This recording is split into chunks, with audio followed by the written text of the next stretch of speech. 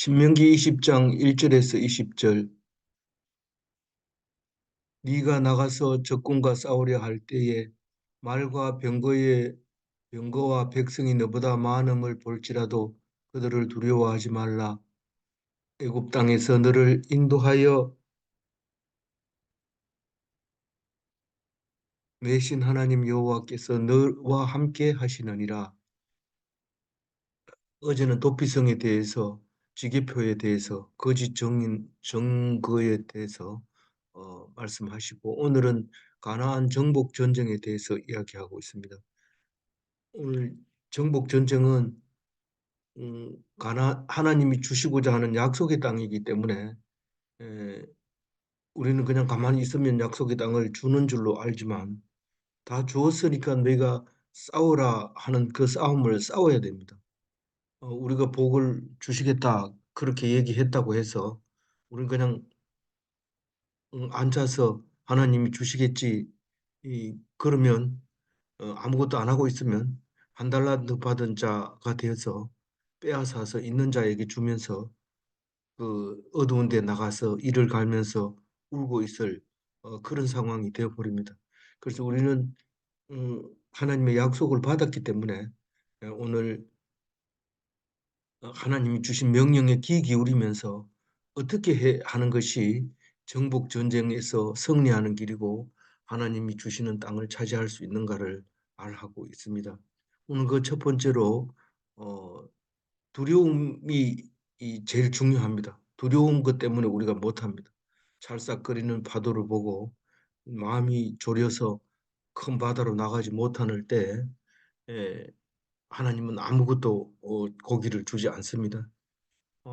우리는 어려울지라도 어, 하나님의 명령을 따라서 가야 됩니다. 음, 그래서 우리의 두려움의 대상은 두려움이 우리가 싸워야 될 것은 그 적군을 두려워해야 되는 게 아니라 하나님을 두려워해야 됩니다. 적군은 뭐의 대상이 아니라고요? 두려움의 대상이 아니고 하나님을 두려워해야 될 두려움의 대상입니다. 다시 말해서 명령을 어기는 게 무섭지 그 사람들이 무서운 게 아닙니다. 하나님 말씀 들으면 죽으면 죽고 살면 살고 이기면 이기고 그렇게 하는 것이지 그 사람을 떨면서 이렇게 하면 결국 하나님은 그 적군에게서 떨게 하실 거다 하는 얘기를 여러 번 하는데 오늘도 모세가 요단강을 앞에 두고 가나안 땅을 정복하기 전에 신신당부하고 있는 말이 그겁니다. 두려워하지 마라. 네가 두려워할 것은 하나님이다. 하나님 말씀을 안 들었을 때 어떻게 된다는 거 알고 있지. 그렇게 얘기를 하고 있습니다. 2절 보면 너희가 싸울 곳에 가까이 가면 제사장은 백성에게 가까이 나아가서 고하여 그들에게 이르되 적군 앞에서 우리가 그냥 적군이 있다 싸우자 하나님 이기기로 했다 이렇게 싸우는 게 아니고 항상 먼저 각오를 해야 됩니다. 다시 말해서 무슨 일을 당하면 기도를 부터 해야 됩니다. 그게 죽기를 각오하는 기도입니다. 우리 겟세마네 기도 알잖아요. 그 십자가를 놓고 어, 암이 핏방울처럼 흘리는 그 기도를 적군 앞에서 해야 됩니다. 그게 모세의 명령입니다. 그냥 있는 게 아니라 모세가 우리에게 주신 명령이기 때문에 에, 적군을 앞에 놓고 반드시 그 백성들에게 먼저 이야기를 합니다. 그게 묻는 기도인데 하나님이 대답해 주는 이야기를 하고 있는 것이죠. 그게 이스라엘 백성이 사는 길입니다. 그러면 누가 기도합니까? 제사장이 기도하게 돼 있죠. 그런데 우리는 만인 제사장이기 때문에 우리가 직접 하나님께 기도하는 겁니다. 그래서 오직 말씀을 선포해야 살 길이다. 말씀으로 이기는 거다. 다시 말해서 하나님이 이겨줘야 이기는 거지 너희들이 힘으로서는 결국 망하게 된다. 그 얘기를 하고 있습니다. 3절에 보면 말하여 이르기를 이스라엘아 들으라 너희가 오늘 너희의 대적과 싸우려고 나왔으니 마음에 겁내지 말며 두려워하지 말며 떨지 말며 그들로 말미암아 놀라지 말라. 우리는 그 트로이 전쟁이라든가 또 알렉산드리의 정복 전쟁이라든가 이런 걸 보면 전 대적을 앞에 놓고 앞에서 일장 연설을 합니다. 우리가 죽자. 죽는 게 사는 길이다. 그렇게 하면서 연설을 하는데 하나님 말씀은 그거하고 비슷하냐? 비슷하지만 완전히 뜻이 다릅니다. 뭔 뜻이 다르냐면 들으라 이스라엘아 들으라 뭡니까? 쉐마 이스라엘 그렇게 얘기를 할 때에 오직 이 전쟁은 말씀만으로 이루는 승리다. 오직 이 전쟁은 승리는 오직 말씀에만 있다. 이겁니다. 말씀 없이 그냥 무력으로 하면 안 이깁니까? 이겼다 하더라도 그것은 곧 뒤에 다른 적이 또 달려들 거다.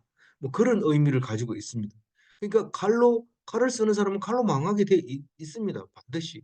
그래서 칼로 이기는 게 아니라 말씀으로 이기게 됩니다. 말씀으로 이긴 사람은 결과가 뭡니까? 말씀으로 영광을 얻으리라. 그렇게 말하고 있는 거죠. 그래서 세마 이스라엘 이렇게 할 때 귀를 담아 들어야 되지. 똑같은 얘기 또 한다, 또 잔소리한다. 이렇게 하면 그것은 이스라엘 사람이 아닌 거죠. 그래서 말할 때 꼭 오늘 얘기를 합니다. 오늘.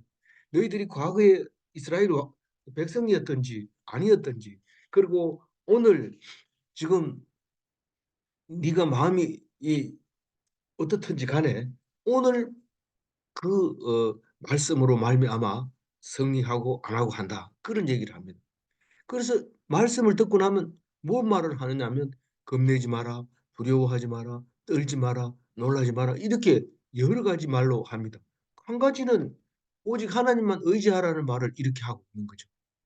4절 봅니다.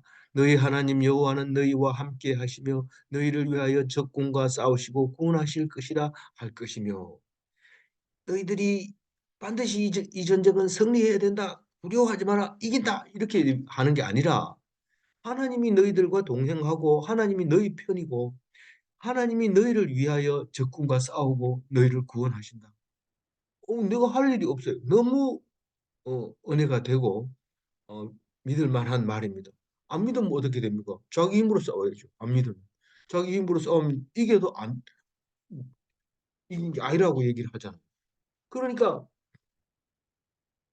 그 말을 하고 있고요. 5절 읽어보면 책임자들은 백성에게 말하여 이르기를 새 집을 건축하고 낙성식을 행하지 못하는 자가 있느냐? 그는 집으로 돌아갈지니 전사하면 타인이 낙성식을 행할까 하노라. 오늘 전쟁터 적군 앞에서 한 사람이라도 더 많아야 되는데 집으로 돌려보내라고 얘기합니다. 물론 음, 아말렉 전쟁 때도 그랬고 사람이 많이 필요 없다. 뭐 엎드려서 물 마신 사람 다 집으로 보내라. 이렇게 하는 거나 마찬가지로 오늘 똑같은 얘기를 하고 있습니다. 전, 전쟁은 영광을 위해서 전쟁하는 건데 천국을 얻는 전쟁인데 세우고 얻으려는 전쟁인데 이것은 세상 영광을 얻은 자는 돌려보내야 된다. 세상 영광을 얻은 자는 천국 영광 앞에서는 방해거리만 된다. 다시 말해서 이 땅에서 잘 살고 잘 먹으면 천국에서는 못 누린다.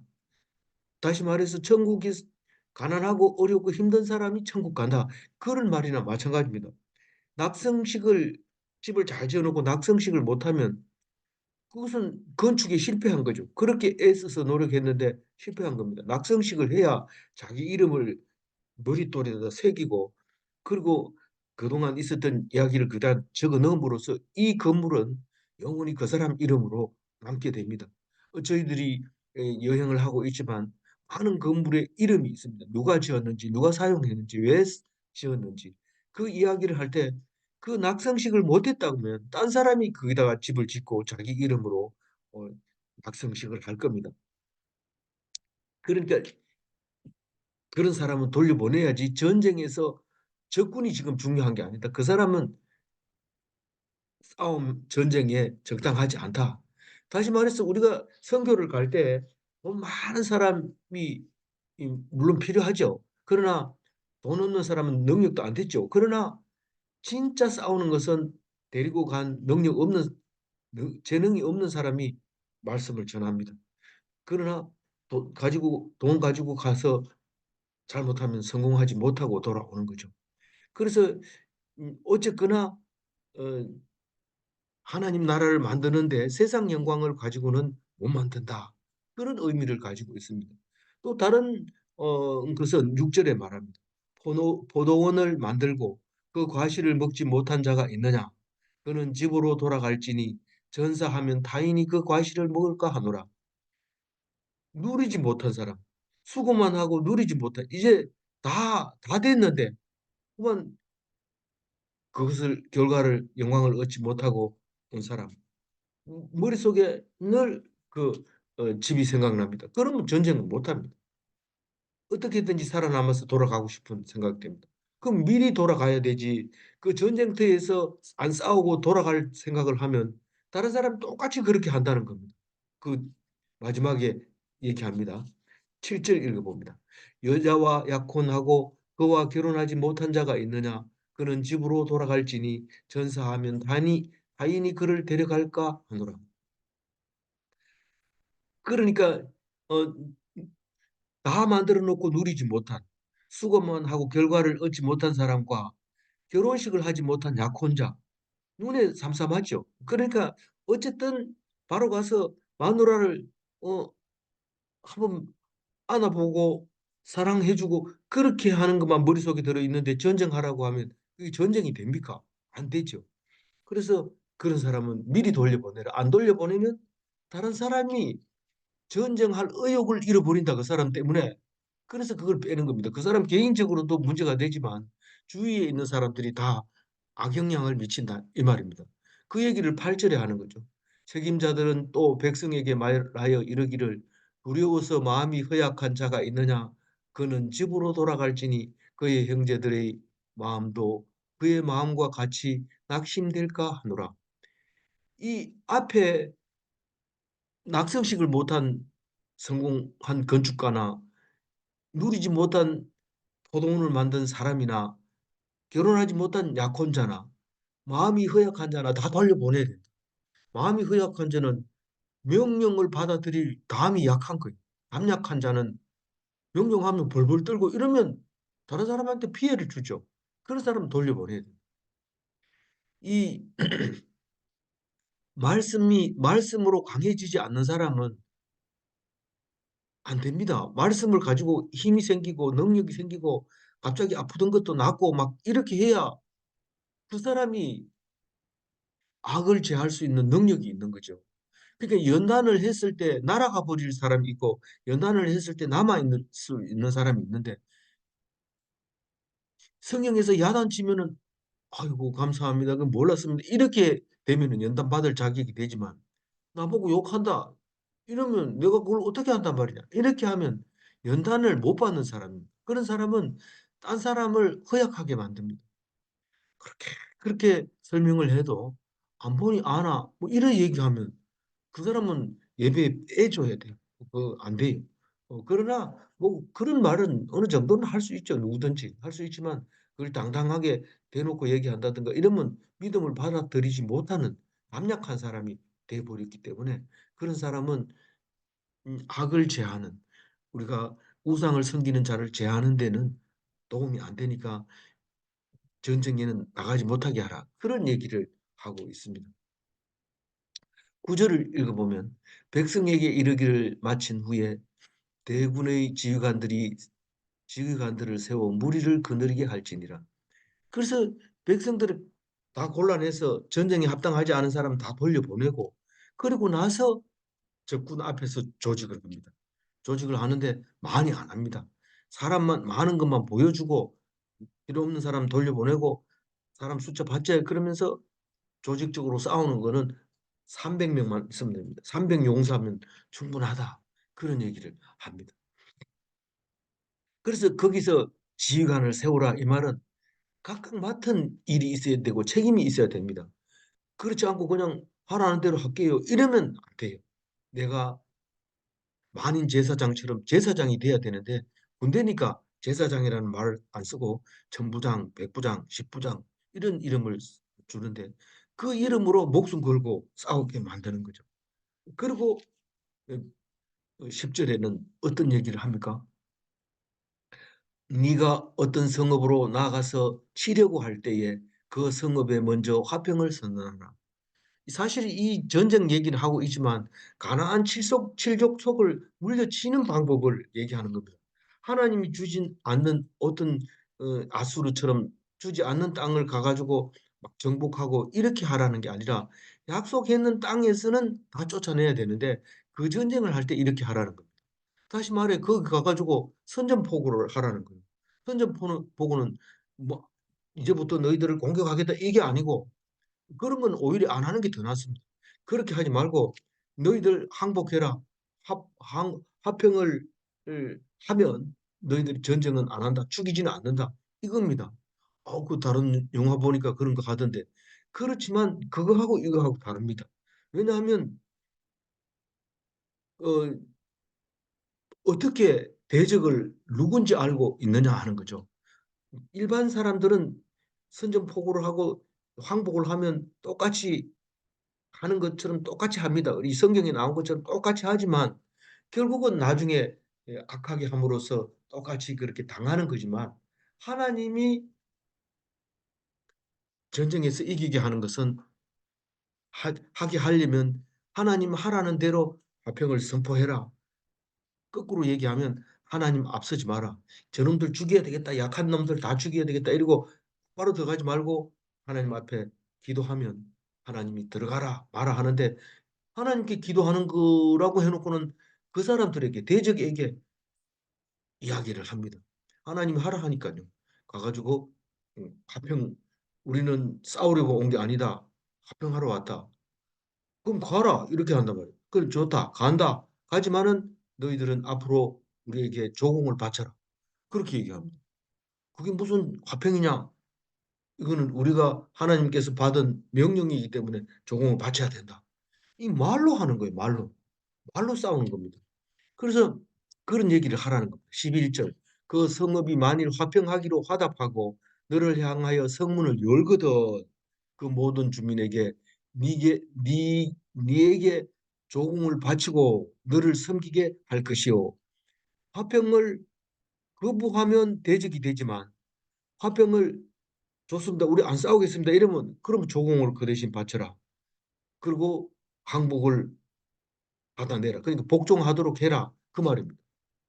두 가지를 받아내지 못하면 그때부터는 들어가서 완전히 진멸해 버립니다. 어떻게 진멸하나? 12절. 만일 너와 화평하기를 거부하고 너를 대적하여 싸우려 하거든 너는 그 성읍을 에워쌀 것이니 화평을 거부하면 너희들은 이제 대적이다. 그래서 이게 전쟁의 조건이 됩니다. 이 대적이 불복하면 이게 이제 전쟁인데 성을 보유하라 이 말은 들어가서 막 죽이는 게 아니라 호의하고 기다리라는 거죠. 말씀을 절대 앞서지 말고 말씀해놓고 또 기다리고 말씀해놓고 또 기다리고 그렇게 하는 것이 말씀 앞서지 마라. 하나님 앞서지 마라. 이 전쟁은 내가 하는 것이다. 늘 그렇게 합니다. 그래서 그 힘을 사용하는 사람은 성급하게 하다가 많이 망하게 되는 것을 우리가 볼 수 있죠. 13절에 보면 내 하나님 여호와께서 그 성읍을 네 손에 넘기거든 너는 칼날로 그 안의 남자를 다 쳐 죽이고 하나님이 이기게 했는데 하나님 이기게 했으니 그냥 들어가서 자제할 거 자제하자 이게 아니고 제일 중요한 거는 남자를 다 죽여야 된다. 왜냐하면 하나님이 죽이라고 했기 때문에 그래요. 뭐 그 사람들하고 내하고는 억하 심정이 없어요. 죽여야 될 이유가 없어요. 그러나 하나님이 죽이라고 하고 죽입니다. 왜 그런데 그 얘기는 뒤에 하죠. 주적이 누군지 알아야 되기 때문에 그렇습니다. 주적을 모르면 다 용서해 줍니다. 불쌍한 거, 아이고, 그래서 싸울 줄도 모르는 거 항복해. 너희들 진작 항복하지. 이러면서 어여쁘게 긍휼히 여기는 마음이 있는데 절대로 그 말은 긍휼히 여기서는 안 됩니다. 무자비해야 된다. 남자는 다 죽여라. 네 눈에 긍휼히 여기지 마라 이 말입니다. 네 눈에 긍휼히 여기지 말라. 그 대적은 긍휼의 대상이 아닙니다. 긍휼의 대상은 하나님 앞에서 불쌍한 사람을 긍휼히 여기게 됩니다. 이 긍휼은 대적을 불쌍히 여기서는 절대 안 된다는 말을 13절에 하고 있고요. 14절에는요.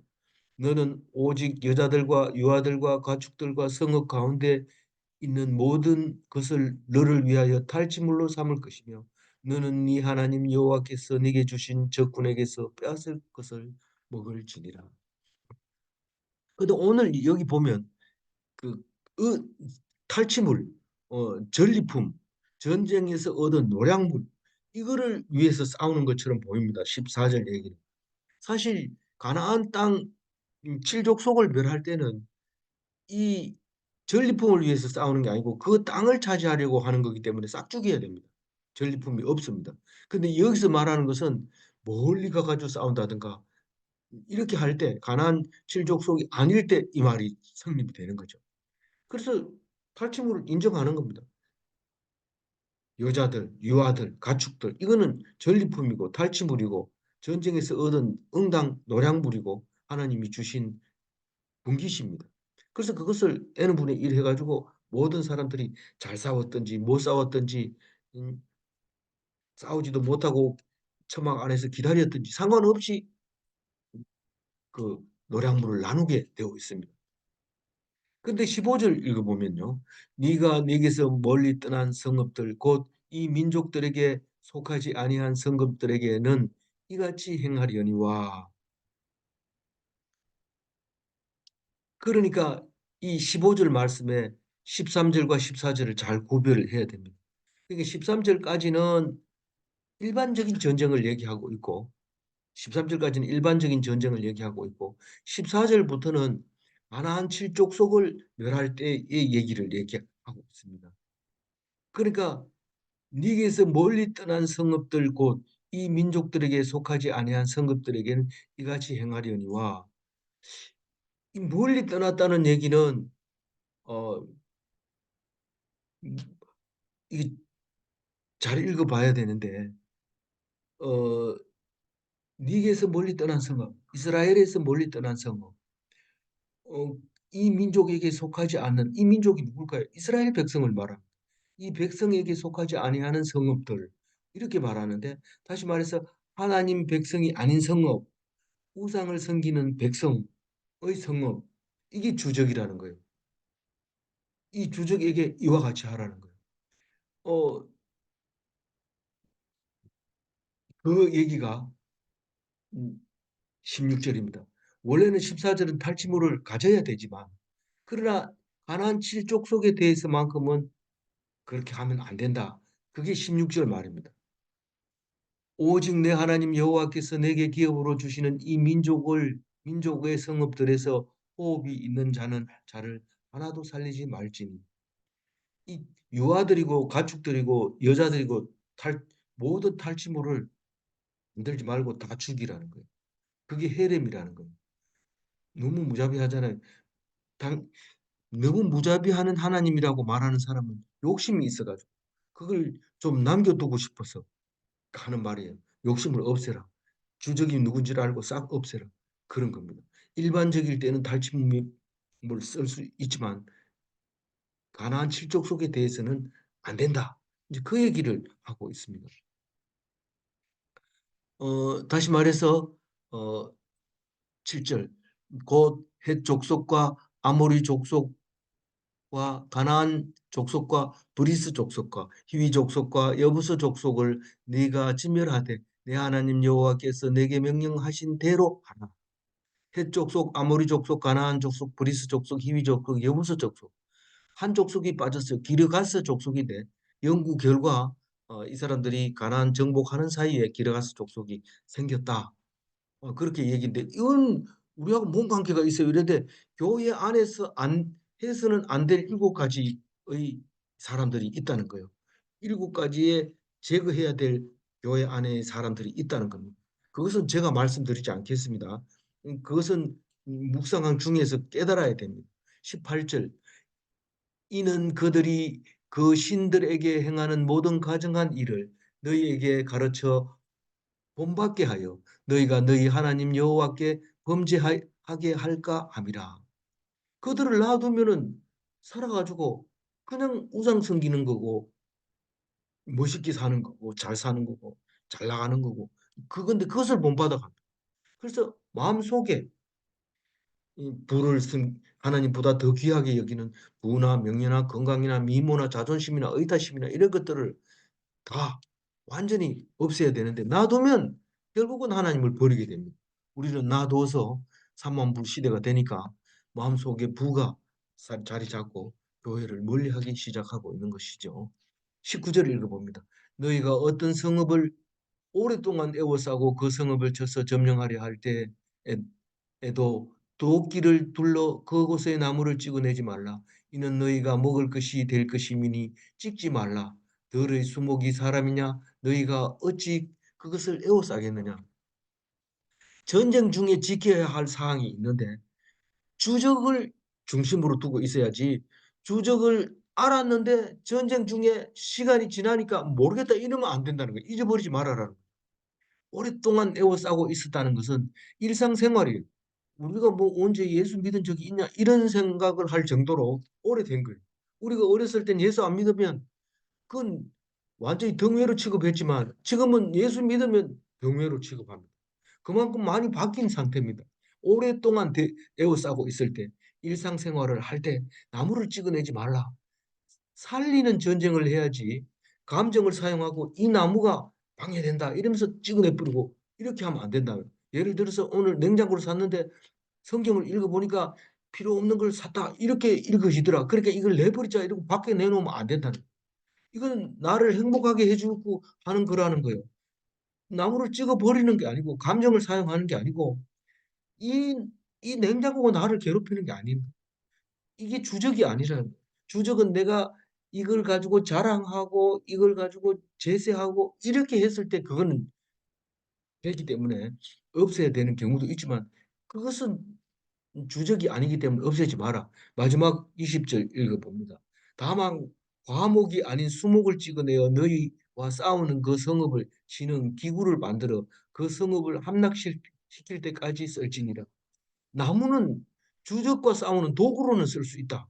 무조건 뭐 나무 비지 말아야 한다고 안 비는 게 아니고 공격 무기로, 방어 무기로 이, 이, 이 방패로 쓰기도 하고 공성태를 만들어서 성을 부수기도 하고 이런 데는 나무를 써라. 그러나 뭐 이 관찰하는데 적을 관찰하는데 이게 나무가 막힌다 이러고 밑둥이부터 자르지 말고 꼭 필요하면 가지를 쳐서 이렇게 바라볼 수 있도록 그렇게 해야 됩니다. 그렇게 성질나니까 나무를 그, 안 됩니다. 나무를 비다 보면은 도끼로 그냥 찍어버립니다.